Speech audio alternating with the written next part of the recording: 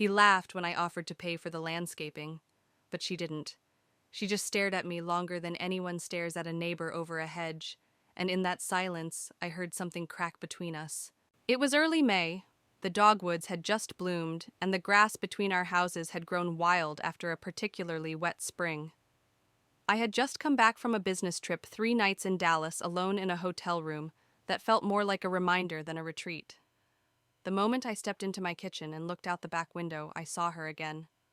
Anna, kneeling beside the fence, tugging weeds from between her rose bushes like she was punishing them.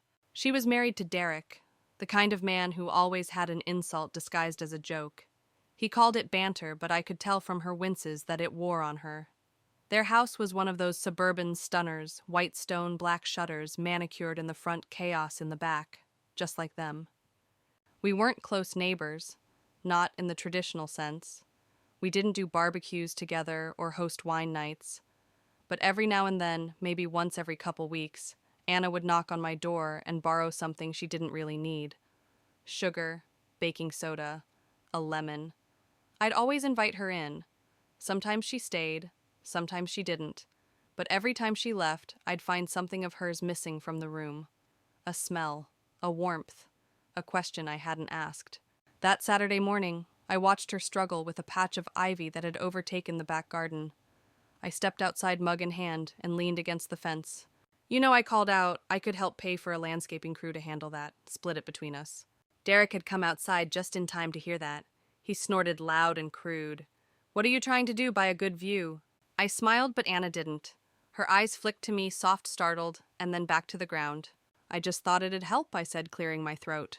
He shook his head and slapped her on the rear like she was a piece of livestock. "Don't worry about it. My wife likes getting her hands dirty."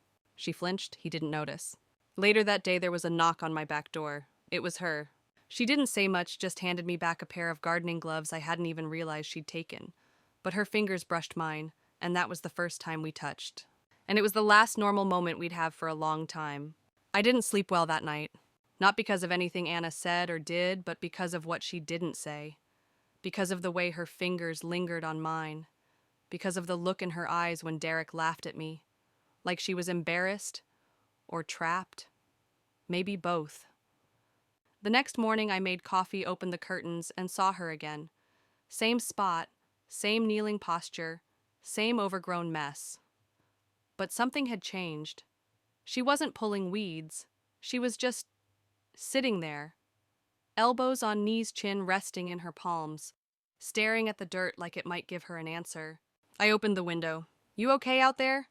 She startled, then smiled. "Yeah, just thinking." "Dangerous thing to do on a Sunday," I said, trying to keep it light. She stood up and dusted off her hands. "Want to come help me think?" That's how it started. I stepped over the fence. The gate had been broken for months, so I climbed awkwardly, trying to ignore how ridiculous I must have looked. But she laughed. Not the brittle, performative laugh she gave Derek. This one was softer, real. We pulled ivy in silence for a while. Then she said, "I used to love gardening." What changed? She didn't answer right away, just kept tugging at a stubborn vine. Finally, she said he used to help, back when things felt different. "Derek," she nodded. "When we first moved in, he planted everything with me. Peonies, azaleas. Said he wanted our yard to be a place our future kids would play. Then work got busy. Then I got busy. Then he stopped coming outside. And you kept planting anyway." She looked at me, then really looked. Yeah, I guess I did. Her eyes were so tired, but there was something else there too. A flicker, like she was waking up from something she hadn't realized she'd been sleeping through. That afternoon, I ordered lunch 2 turkey sandwiches and iced teas from the deli down the road. She insisted we eat on the grass, shoes off, like kids on a field trip. We didn't talk about Derek, not directly, but every story she told had him in it like a ghost she couldn't shake. She asked about me. I told her half-truths. Divorced, no kids, lived alone, worked too much. Thought about leaving, but never did. When the sun started to dip, she stood up, brushed grass from her legs, and said, "Thanks for the help." "Anytime." She looked like she wanted to say more. Her lips parted. Then Derek's voice boomed from inside Anna. "Where the hell's the ice?" She closed her eyes just for a second. And when she opened them again, she was someone else. The soft edge was gone, replaced with the armor I now recognized as routine. I should go, she said. Sure. And as she walked away, I realized something deeply unsettling. I wanted her to stay. That week, I tried not to look for her. I failed. Every time I passed the back window, I glanced toward their yard. Sometimes she was there. Most times she wasn't. Once I saw her with Derek. He was talking with his hands. Fast. Sharp. She stood still, nodding too much. The kind of nodding people do when they're trying not to make things worse. By Thursday, I stopped pretending. I texted her even though we'd never exchanged numbers. She had slipped hers into the pocket of the gloves she returned. I only found it 2 days later written in careful cursive on a sticky note that simply read, "In case you want to talk." Or, "Garden." That night, a storm rolled in thunder, lightning the works. I poured a drink and stood by the back door watching rain slash across the glass like something angry. Then a knock, not from the front, from the back. I opened the door. She was soaked to the bone, barefoot, no umbrella, hair clinging to her face. I had to get out, she said. I'm sorry. You're freezing. She stepped in, shivering. I grabbed a towel and draped it around her shoulders. I shouldn't be here, she said, but she didn't move to leave. Do you want to be here? She looked up at me, eyes wide and wet, not just from the rain. Yes, she whispered. We sat on the couch, her wrapped in my old flannel, sipping whiskey she pretended not to like. I asked if she wanted to talk about it. She shook her head. So we didn't, not with words. The storm outside roared like it wanted to interrupt, but inside everything was still. She leaned her head on my shoulder. My arm found its way around her without asking permission. We sat like that for what felt like hours. At some point I said, I don't want to make things worse for you. She pulled back just enough to see my face. You don't. You're the only thing lately that feels kind. And then, God help me, I kissed her. It wasn't some cinematic sweep of passion. It was slow, careful. Like both of us knew we were crossing into something we could never return from. But neither of us stopped. Not when her fingers curled into my shirt. Not when she whispered my name like it hurt. Not when the thunder rattled the windows. When it was over, whatever it was, we lay in silence. Her breath on my skin. My thoughts unraveling one by one like thread from a torn sleeve. She said, "You're going to hate me in the morning." And I said, "No, I'm going to hate myself." But I didn't, not yet. When I woke up, she was already gone. No note, no text, not even the faint smell of her perfume on the pillow. Just silence, and the echo of something I wasn't ready to name. I didn't go to work that day. I walked the neighborhood instead, trying to burn the night out of me. But it clung, not just to my skin, but deep in the creases of my mind, like rain that had seeped beneath the floorboards. I told myself it was just one night, that it was the storm, that she was vulnerable, that I was lonely. But the truth gnawed at me in ugly ways. I wanted her again. Not just her body, but her gaze. That brief flicker of someone seeing me not as a neighbor, not as an escape, but as something safe. By noon, I gave up pretending I wasn't waiting to see her. I stood near the window, hands in my pockets, watching their yard. No sign of her.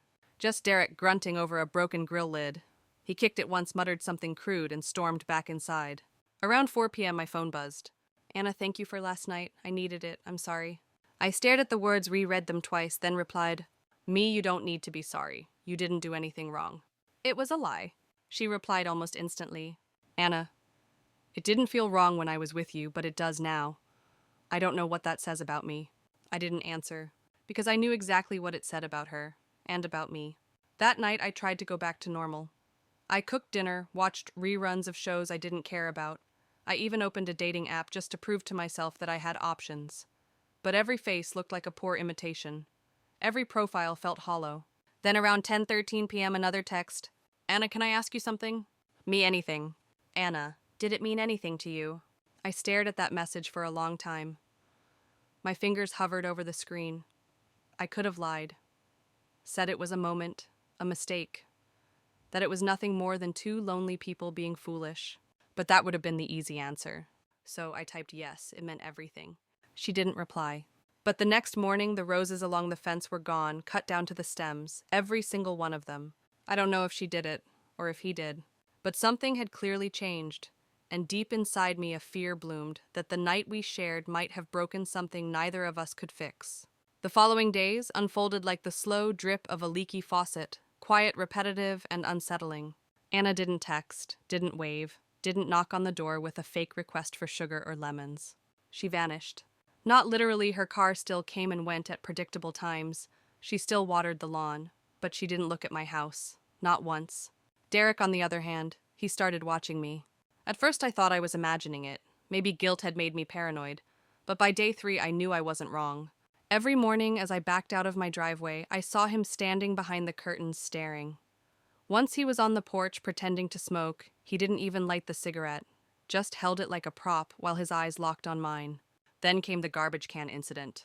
Thursday morning, I stepped outside to find my trash can turned upside down in the driveway. The contents, old food wrappers, torn envelopes, yesterday's lunch were spilled everywhere. I looked across the street. Their bin was untouched. He stood there, arms folded, a grin too wide for a regular morning. "Raccoons," he called out, smirking. I didn't respond. He walked across the lawn like he owned the entire block, stopped right at the edge of my driveway. "You know," he said, crouching and picking up one of the envelopes, "Anna's been acting weird lately." I didn't answer. She gets like this sometimes, starts thinking too much, feeling too much, makes messes she doesn't know how to clean up. He held the crumpled envelope out to me, then dropped it at my feet. "Hope you're not one of her messes," he said. Then he turned and walked away. That night I couldn't stop pacing. Every sound felt like a threat. Every creak in the floorboards made me wonder, did he know? Did she tell him? I wanted to ask her, but I didn't want to make things worse. So instead I waited until 11:42 p.m. when there was a knock at my back door. I opened it to find Anna in a hoodie and Slipper's eyes swollen and red. "He knows," she whispered, or he thinks he does. Either way, he's not going to stop. I reached for her, but she flinched. "I shouldn't have come," she said quickly. I don't know where else to go." "You're always safe here," I said, and I meant it. But even as the words left my mouth, I could feel the ground shifting beneath us. Because she wasn't mine, and I wasn't supposed to be hers. And now someone was watching, waiting, ready to make us both pay. I let her in. Of course I did. What kind of man doesn't open the door when she's standing there shaking, scared, soaked in quiet panic? But as soon as she crossed the threshold, I knew we'd made a mistake. Not because of her, because of me.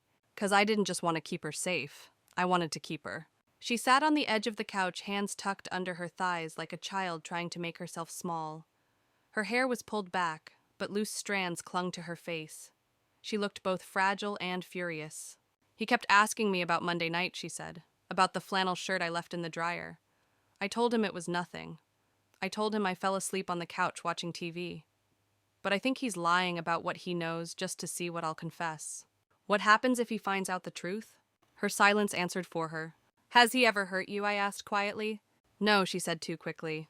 "Not like that, just with words, looks. The kind of things that make you question whether you're crazy or just ungrateful." I sat beside her. "You're not crazy, and you don't have to stay in that house." She turned to me, then eyes wide. "Where would I go? My sister's across the country. My friends are all his friends now, and you—" She hesitated. "You live next door." Those 3 words hung in the air like smoke. You live next door. Too close to hide. Too close to pretend nothing happened. She reached for my hand, held it between both of hers. "We can't keep doing this," she whispered. I nodded, I know. But neither of us moved. Because sometimes the truth is powerless against want. That night she stayed. We didn't touch, not in the way we had before. But we lay in silence, shoulder to shoulder, breathing the same air, both of us pretending it meant nothing when we both knew it meant too much. In the morning I made her coffee and she stood at the back window staring at her own house. She said, "He's going to do something. I don't know what yet, but it's coming." Then she left. I watched her walk back to that white stone facade and knew deep down that we should have ended it there. We didn't. Because love, if that's even what it was, never ends neatly. It unravels like thread until someone trips. And we were both already stumbling. 3 days passed. Silence.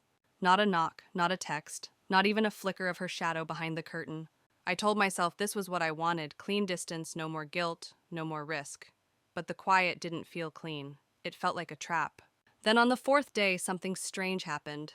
There was a knock at the front door, not the back, the front. People only use that door for deliveries or bad news. I opened it to find a manila envelope on the doormat. No one in sight. I picked it up and turned it over. My name. Scrawled in thick black ink. Inside a printed photo.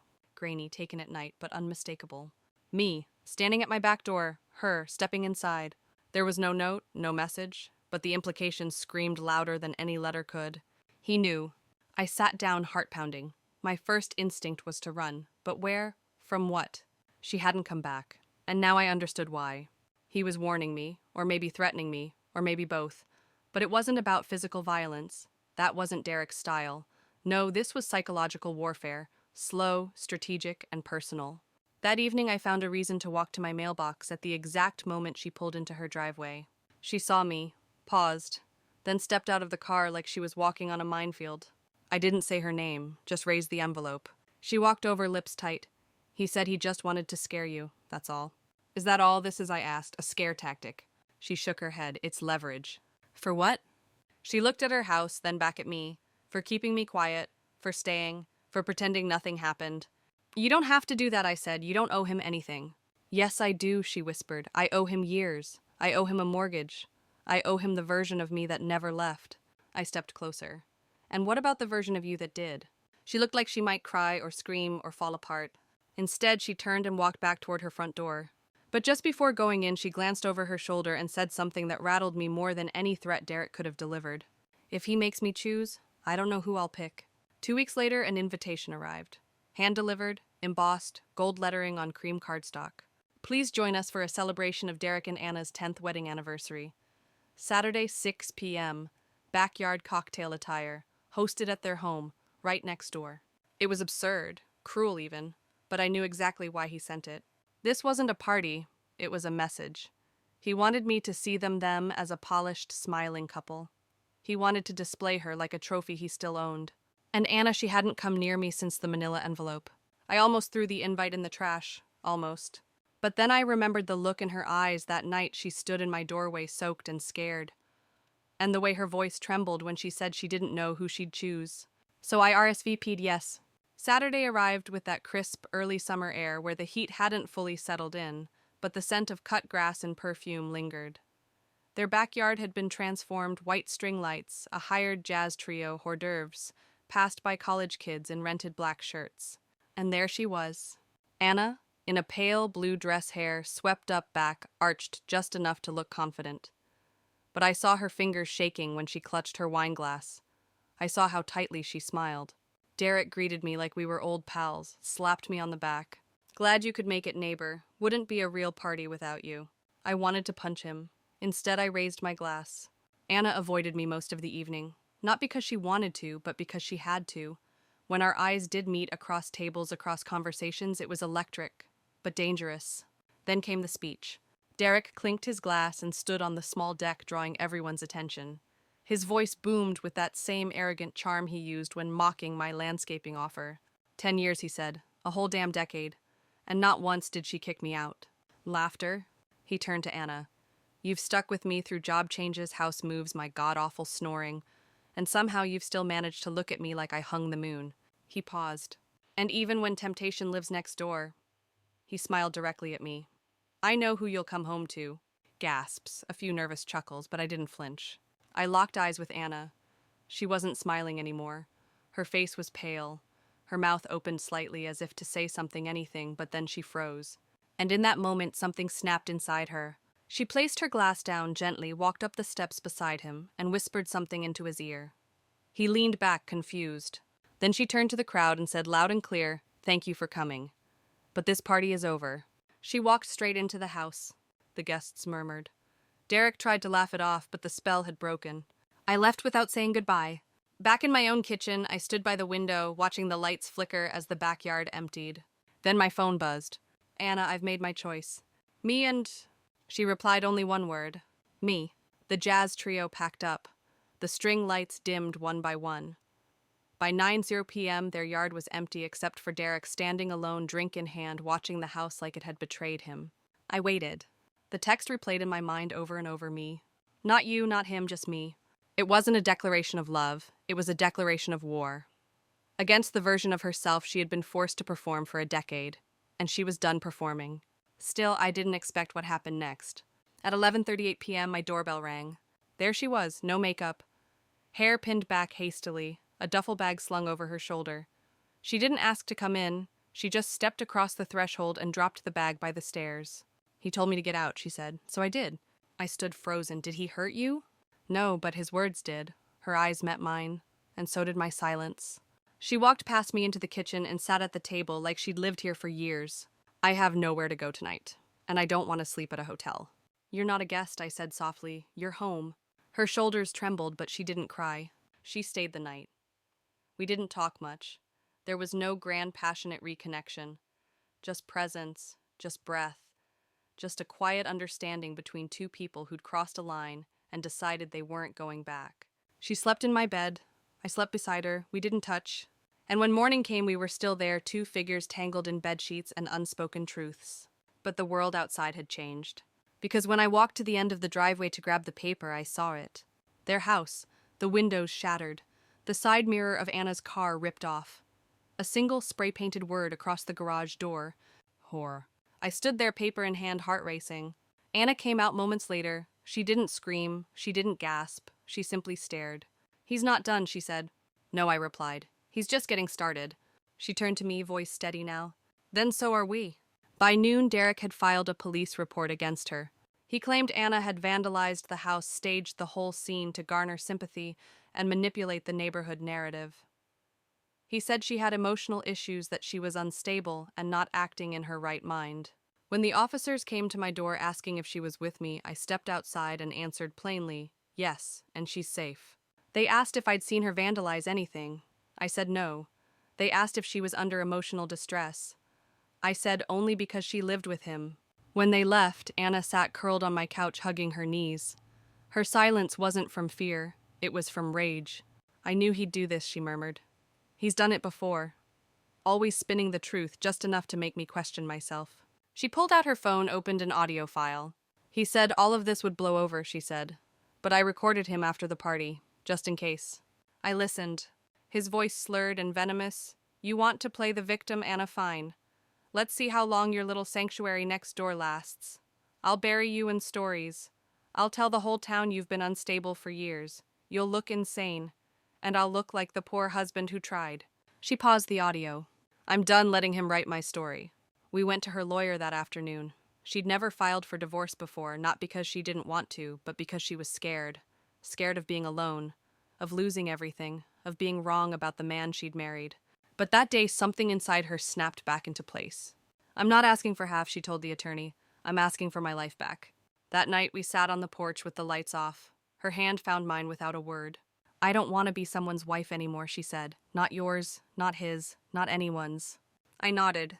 You don't have to be. She looked over, eyes glassy. But I want to be someone's self. I just forgot how. She wasn't fragile that night, she wasn't broken, she was in the middle of a rebirth. And I got to witness it quietly, steadily, without owning it or steering it. For once, I wasn't her rescuer. I was just her witness. And that was more intimate than anything we'd shared before. By the following week, the neighborhood had split clean down the middle.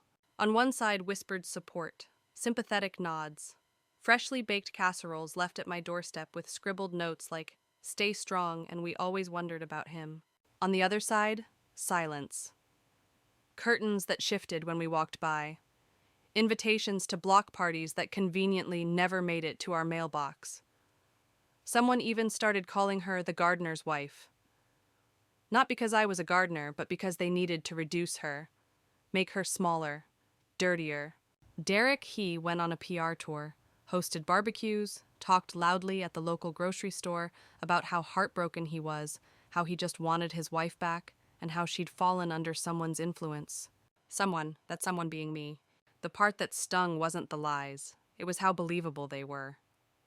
Because from the outside, he was still Derek, the successful contractor, the charming neighbor, the guy who sponsored Little League teams and shoveled snow off driveways. And me, I was the single man next door, quiet, reserved, not always at church, a little too private, easy to blame. Anna felt it too. I can't even walk to my car without someone pretending they didn't see me, she said one morning, pulling her hoodie over her head. It's like I'm a scandal, a rumor in heels. She was unraveling again, but this time she noticed.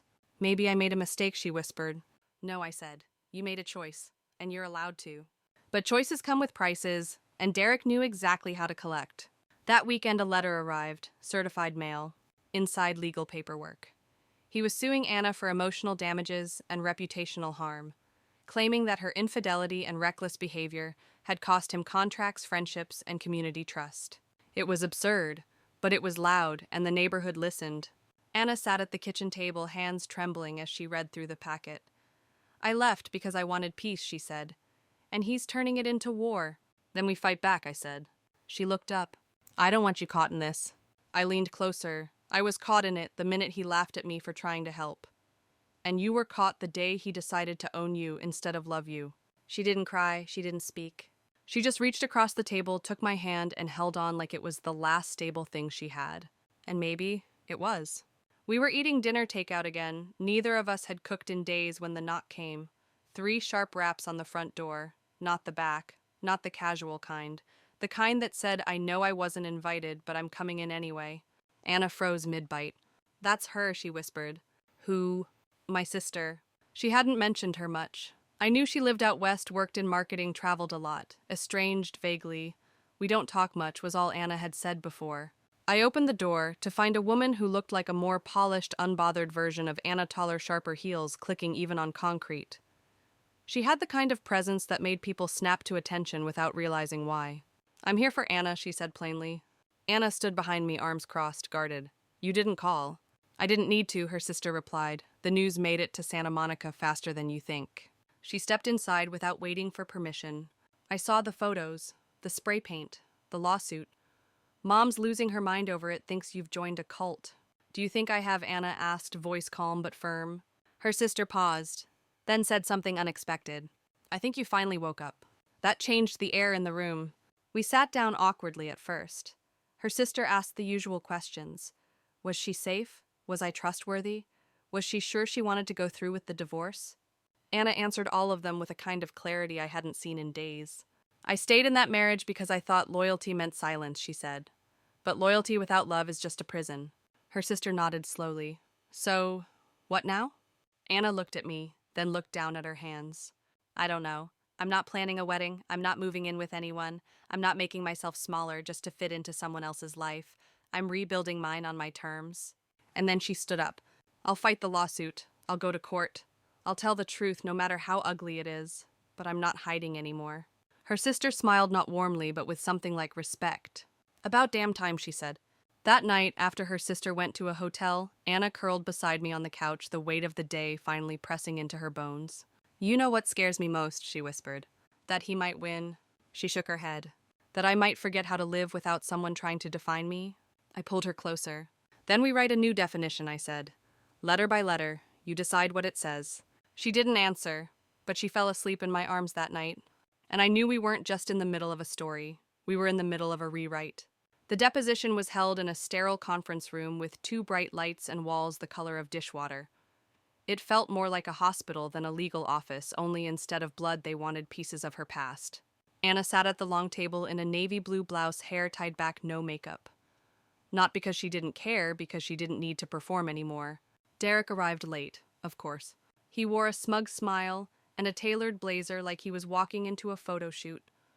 But when he saw her calm, still unshaken, that smile faltered just a little. His lawyer did most of the talking. They questioned her choices. They picked apart text messages and receipts. They called her behavior reckless, immoral, disruptive to the peace of the community. And Anna, she didn't flinch. When they asked if she had ever emotionally harmed her husband, she replied, no more than he emotionally erased me for 10 years. They asked if she regretted her affair. She paused, looked at me across the room, then said, I regret staying silent for so long. I regret believing I didn't deserve better. But no, I don't regret being seen. For the first time in a decade, I was seen. And that's not a mistake. That's survival. Derek's jaw clenched. His lawyer called for a break. Outside, Anna and I sat on a bench beneath a skinny tree that had no business being planted on concrete. It reached upward anyway, awkward but defiant, like her. I think I just told the truth for the first time in years, she whispered. How'd it feel? She smiled without looking at me. Like waking up after a long, ugly sleep. Her sister joined us moments later. She'd flown back in to support Anna through the legal process. You were brilliant in there, she said, placing a coffee in Anna's hand. Even when they tried to corner you, you didn't fold. I'm tired of folding, Anna said. I'm done living like origami. That night, we didn't celebrate. We just existed. I made her soup. She curled up on the couch in mismatched socks. We didn't talk about the deposition, or Derek, or what came next. Instead, we talked about the garden. I want to replant the roses, she said, voice soft. Not at his house. Here, pink ones. She shook her head. Red, deep, defiant red, the kind that looks like blood and velvet and fire all at once. I smiled. You know, they're hard to maintain, right? I don't care, she said. I want something in this life that demands attention and refuses to be quiet.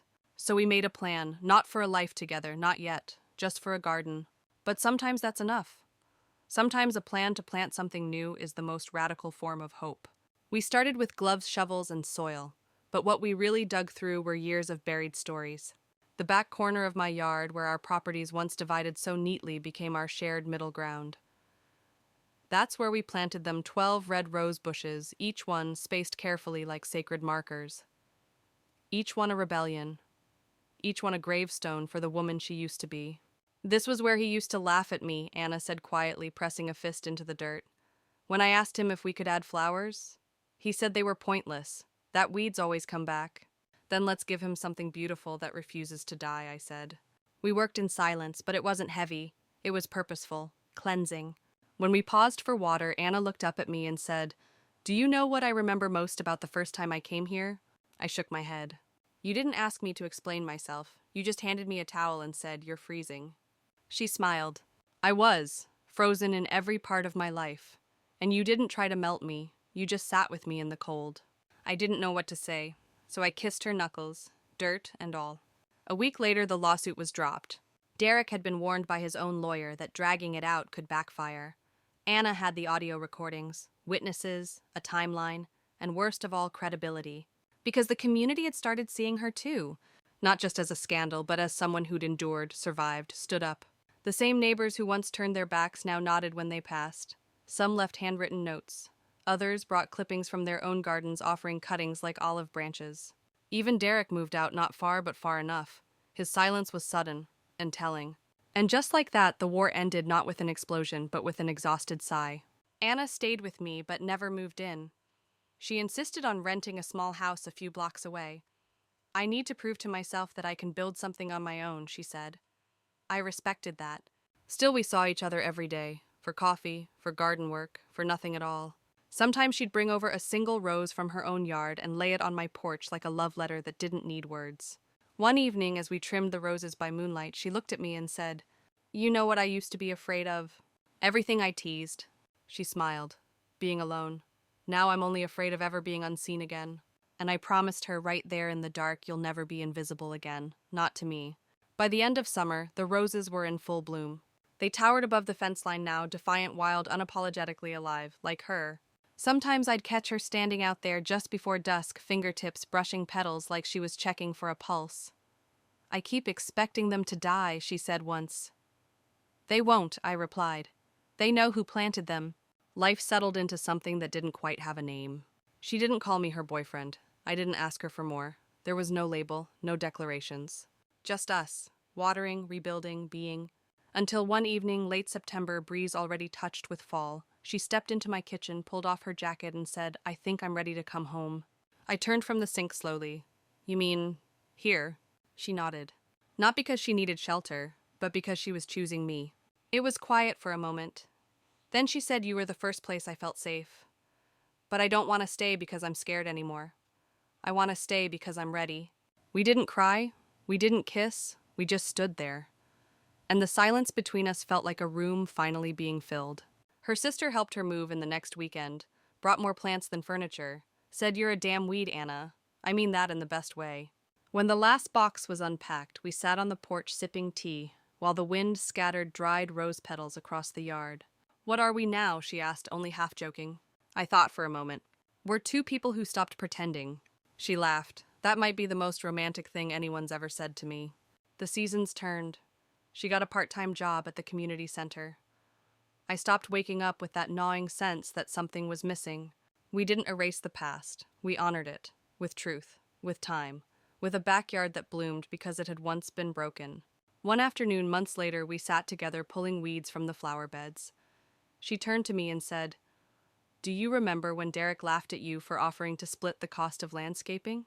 I nodded. Hard to forget. She smiled, eyes shining. "He laughed because he thought beauty was a luxury. But you knew better. You knew it was a beginning." And then she kissed me softly, certainly. And for the first time, it didn't feel like crossing a line. It felt like home,